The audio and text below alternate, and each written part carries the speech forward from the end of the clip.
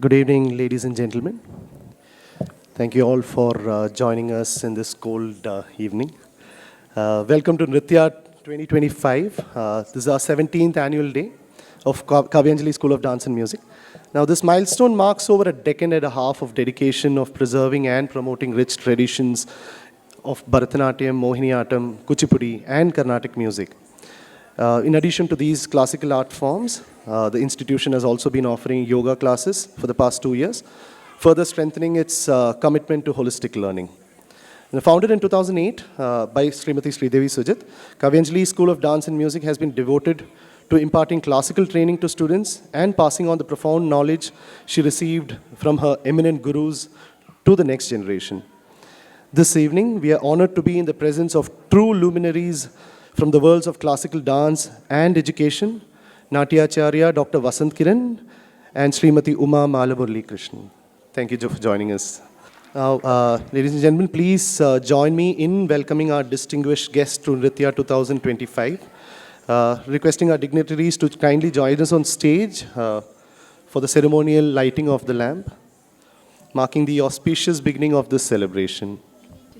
मुदाकरातमोदकं सदा विमुक्तिसाधकं कलाधरावदंसकं विलासिलोकरक्षकं मुदाकरातमोदकं सदा विमुक्तिसाधकं कलाधरावदंसकं विलासिलोकरक्षकम् अनायकैकनायकं विलासिदेवदैत्यकं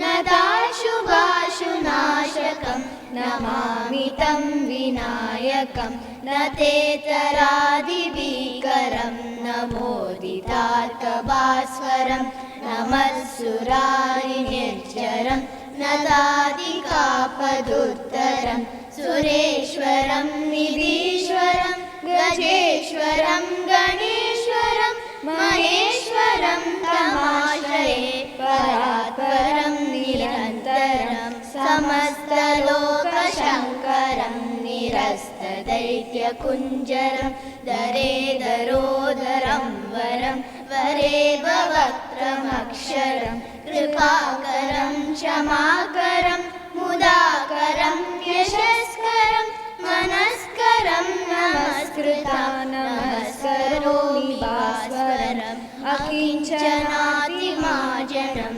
चिरस्तदोतिभाजनं पुरारिपूर्वनन्दनं सुरारिगर्वशर्वणं प्रपञ्चनाशभीषणं धनञ्जयादिभूषणं कपोलदानवारणं भजे पुराणवारणं निदान्तकान्तदन्तकान्तिमन्तकान्तकात्मजम् अचिन्त्यरूपमन्तहीनमन्तराय हृन्तरं हृदन्तरे निरन्तरं वसन्तमेव योगिना तमेकदन्तमेव तं विचिन्तयामि सन्ततं महागणेशपञ्चरत्नमादरेण योऽन्वहं प्रजल्पति प्रभातके हृदि स्मरन् गणेश्वरम् अरोगतामदोषतां